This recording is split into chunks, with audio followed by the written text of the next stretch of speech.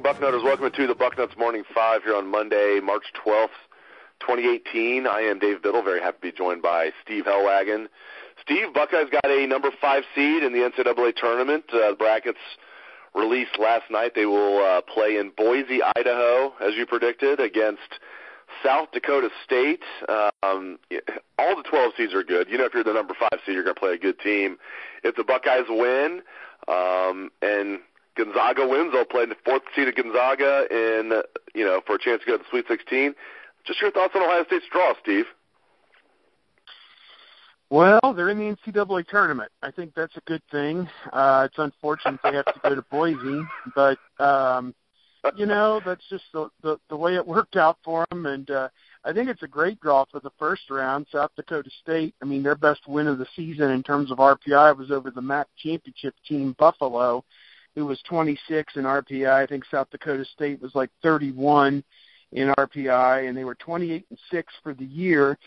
They played Iowa once on a neutral floor somewhere. I think it was in the Bahamas maybe. Lost to them by 8. Of course, we know Ohio State swept Iowa pretty good both times they played them. So that's the only common opponent that they have. And at this point, I mean, you've got to play your best basketball. I think that is the fight that Ohio State has with itself right now.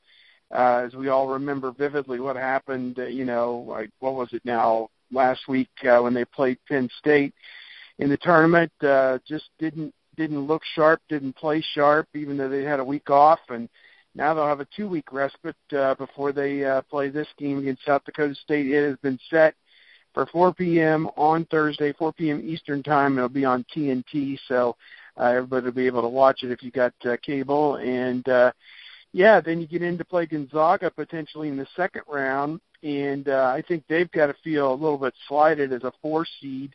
I mean, they're ranked as high as 6th in the country in the human polls, but 30-4. They won the West Coast Conference again this year, and they are sitting as the 4 seed. They play UNC Greensboro, which was 27-7, and the winner of that game will play the winner of Ohio State and South Dakota State. And of course, Gonzaga and Ohio State played already this season.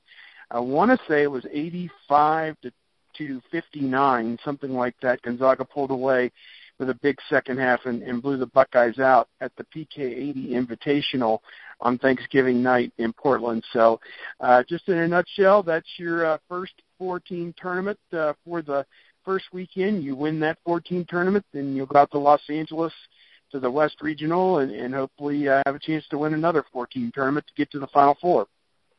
Yeah, breaking down South Dakota State a little bit, they have an absolute stud player, but it's a good matchup for Ohio State. I completely agree with you because they don't have the athletic guards that can give Ohio State fits on both ends of the court, obviously like a Penn State. I mean, Mike Daum, who is South Dakota's, he's their guy, South Dakota State's guy. He's been the player of the year in the Summit League the last 2 years, averages 24 points a game, over 10 rebounds a game. I mean, a do-everything type of guy, power forward, 6'9", 250, fourth-year junior. But Steve, I mean, again, as you mentioned, Iowa was able to contain him, and he hasn't faced many defenders like Keita Bates-Diop. All the 12 seeds are good. I mean, this seems like, as you mentioned, a good matchup for Ohio State. As you look at South Dakota State, they have decent guards, but not the type of super athletic guards that can press you and that can also just shoot threes in your face all day, kind of like the Penn State guards.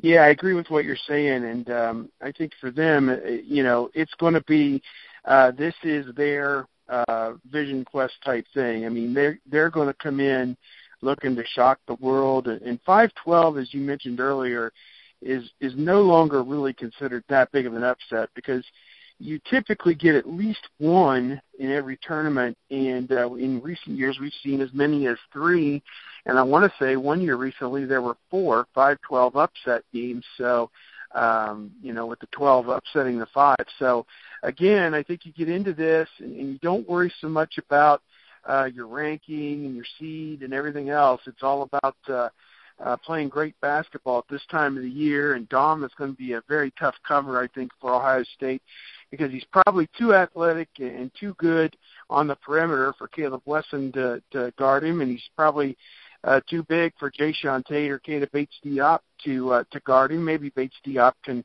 can hang with him, but he's got to also. Oh, Bates-Diop has to guard him, I think, right? I think Bates-Diop has to guard him.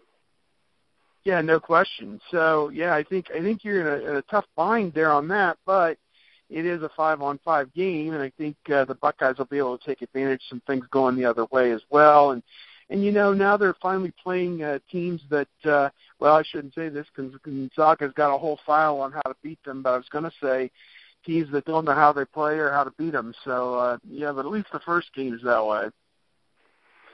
So let's push it forward. Let's say the Buckeyes are able to get to the Sweet 16. I mean, it's not going to be easy. I don't know what the percentages would be. We can look at the ESPN Basketball Power Index. I'm sure they have the analytics. It's probably something like 20% that they're going to win both of these games, or 25%, who knows, that they're going to win both games to go to the Sweet 16. Let's say they get there, and let's say Xavier takes care of business. What an interesting Sweet 16 matchup that would be, Ohio State against Xavier.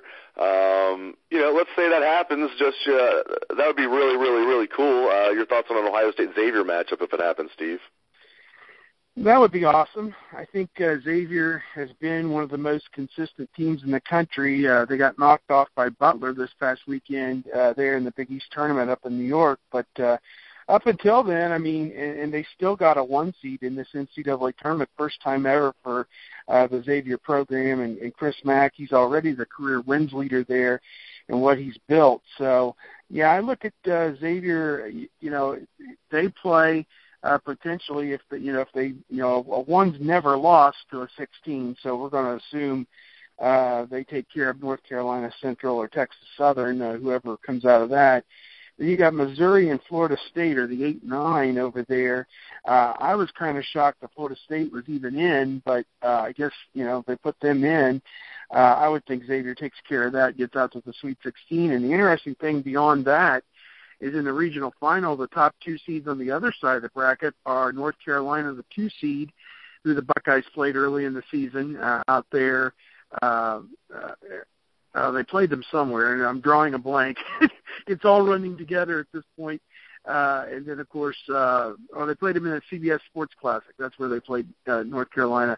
And then Michigan is the 3 seed, and, of course, they split games with Michigan. So that's way down the line, but it's out there that potentially they're going to see some teams, they've already played this year, and Xavier, a program that they've hardly ever played in the history of the program, which is just 100 miles away. Very, very exciting, especially after 2 years of not even being in the tournament. Before I let you go, I want to switch gears to some football. Buckeyes taking this week off for spring break after having their first 2 practices of spring last week. And interestingly, last Tuesday, Steve, I haven't had you on the show since Urban Meyer said the quarterbacks are neck and neck, meaning Joe Burrow and Dwayne Haskins. And obviously in his mind, I'm sure one guy is ahead of the other, even if it's 51-49. I'm sure one guy is slightly ahead of the other, but, he's not tipping his hand yet. Just, and Urban was asked about 10 different questions about quarterback as we expected. What do you make of what he said, and just what do you think might happen there at the quarterback position? Well, it sounds like to me he's bending over backwards to not prejudice the situation or even put out there that one is ahead of the other. I think the inference from a lot of people is that Dwayne Haskins has to be that guy who's out front with that job just because of what he was able to do against the University of Michigan, in that huge rivalry game. He came in and they had they were behind, and he was able to rally the team to the victory that day. So I think in the subconscious, you got to kind of have him as a leg up. I think it was also very telling that Coach Meyer came out and said that there have already been discussions with the Burrow family about what will transpire once the spring ends, and if Coach Meyer can give them a heads up of exactly where Joe stands, because he does have the option to graduate and pursue a transfer somewhere where he could play as a starter for 2 full seasons somewhere else. So I thought that was very telling that Coach Meyer is kind of getting out in front of that and confronting that whole situation head on. And he said his number one allegiance is obviously to Ohio State, but after that it's to the players and their families, and they want to be fair to everybody. And I know in his heart he'd love to have both Haskins and Burrow at his disposal this season. But, I think the handwriting's kind of on the wall, at least with the Burrows situation, that if he doesn't come out of the spring and he doesn't feel that he's the guy, there could be an opportunity for him to walk away and head somewhere else. Great wisdom, as always, from Steve Helwagen. Thank you very much, Steve, and thanks to all the listeners out there for tuning into the show. I appreciate it. Hope you have a great day. Let's hear that Buckeye swag, best damn band in the land. Swag, swag, swag, swag, swag, swag, swag.